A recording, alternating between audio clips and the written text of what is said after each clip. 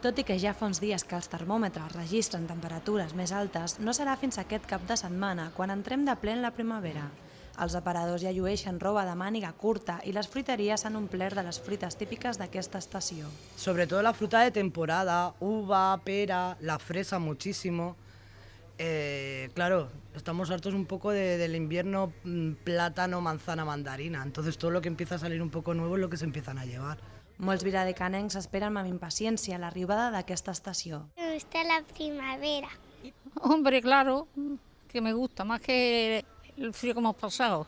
Pues porque salen las flores, hace buen día, está muy bien, la primavera es lo precioso del año.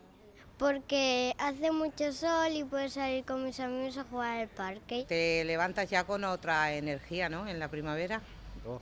Sale la gente a la calle, da alegría. Ahora el invierno a mí no me gusta.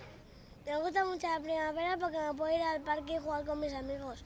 Bueno, me gusta más el invierno, pero este invierno lo pasamos fatal, hacía mucho frío, pero no, está buena la primavera también. Hombre, a mí me encanta. Porque se puede salir más, no hace tanto frío, la gente empieza a moverse más, la ciudad se pone de otra manera. A més, amb l'arribada de la primavera, l'hora canvia.